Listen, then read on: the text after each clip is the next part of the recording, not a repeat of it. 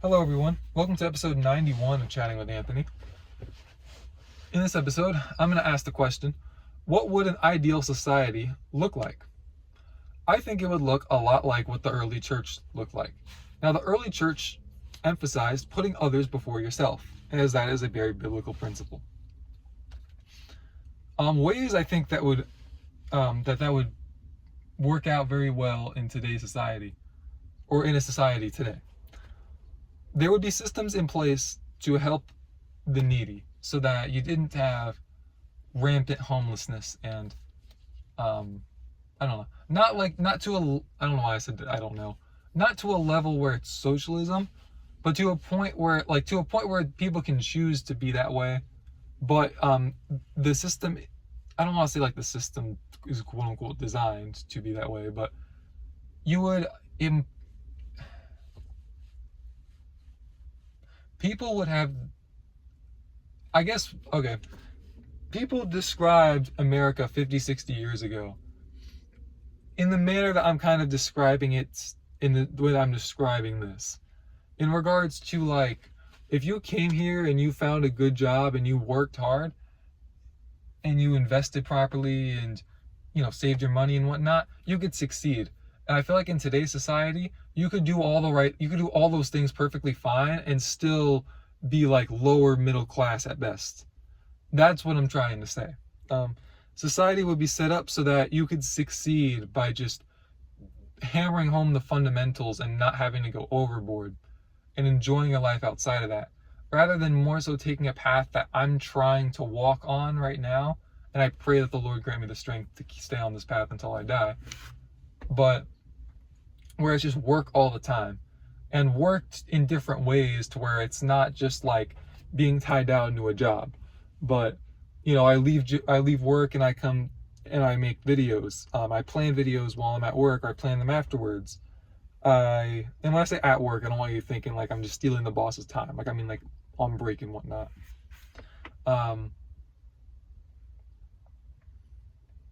And all right, I'm not going to keep going too far into that, but essentially what I'm trying to say is you help the needy, but you enable the rich to get richer. You incentivize people to work hard. You not just get to a point and then just say, screw it, I'm just going to stay where I'm at. But you constantly give people reasons to improve.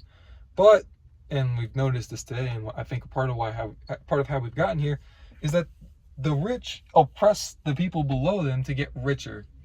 And they don't care about the people below them in terms of their actual situation. They just view them as a dollar sign, basically. So I think you would penalize the higher ups for imposing rules that would oppress people below them. On top of that, I do think that there should be penalties overall for just collusion, right? Like, incentivize honesty as much as you can. Not a means for dishonest gain, as I believe is also said in the word. I believe that when it comes to schooling, there would be required classes for common sense and important life skills. Hard to really quantify for sure, but just some examples of where I'm going with that would be classes that would teach critical thinking and the importance of it and how to utilize it. That would teach cooking, cleaning, good financial habits. These are things that we should all have been taught in school and really just weren't. I think I would have benefited from it. Now, thankfully, there's so much stuff online that you can learn this stuff so easily. Thank God for that. See, God's good. He always creates a way for people. But I do think that, like, I know I'm not the only one who feels this way, but I do think it should be emphasized, especially for the children. And I think that also for the children, we need a school system that pays its employees properly, which would help enable them to focus directly on the children. In the process, you could potentially make not-for-profit schools, or you can potentially make all schools not-for-profit. I do think that gets a little bit slippery. That turns to a bit of a slippery slope, because you have like private schools and whatnot that can also have their own regulations, rather than the school system's all wacky. But essentially, let's stop pimping out our kids, metaphorically speaking, not like literally, please. Let's stop pimping them out for money. There we go. Let's teach them. They're the ones that are going to be the builders of the future. And with the way things are right now, I'm really worried for what the future is going to look like. And I don't mean this as a knock on the kids now or a certain generation. It's really on the people who are enabling this. Like, they're just kids. Like, if this is what I was given when I was younger, I wouldn't know any better. I do think we have to point the finger at the people who are directing these kids down the wrong path, spiritually, physically, mentally, etc. And I think media is a great place to teach children good lessons, because it's it's kind of like candy in the sense that it's like, you're loading up the dopamine. They're going to want this. And so if you can use this as a tool to teach them good things, great. Like, if you can make a healthier version of candy, kind of like fruit, not really, but kind of. There you go. Like, you teach kids, you teach them the importance of self-regulation. You teach them of like I think even teaching them just what dopamine is and teaching them the concept of it. I've been so greatly helped by just understanding that concept and understanding where that comes from. It's not as much that dopamine equals success in terms of like knowledge of it, but just understanding like how the body's reward system works, and about how if you overdo anything, sugar, dopamine, exercise, whatever it is, you're gonna cause problems. You have to practice moderation, and you have to figure. And honestly, a lot of times, what it takes to learn moderation is messing up and going overboard or underboard. I know I've actually learned more from going overboard than underboard, if I'm being honest.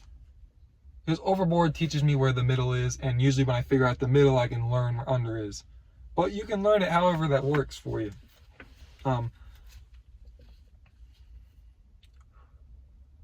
I don't know how regulating the media would work from a regulation standpoint. Maybe just balancing the finances out a little bit better. But I don't really have a good plan for that. Sorry. And in the process of it, teach kids, on top of the dopamine stuff, value creation and how to value others' creativity, as that is literally how societies grow. That is how we have so many great things today. It's just that a lot of the people that have built great things have also kind of gone a little bit too far in regards to exploitation of others. But if you can teach them the importance of doing it ethically, then they're more likely to do it ethically when they get older. Raise them in a system that doesn't breed corruption, essentially, is where I'm going with that. But that's all I have for this episode. Thank you guys for watching. Stay safe. God bless. See you in the next one. See you bozos in the next one.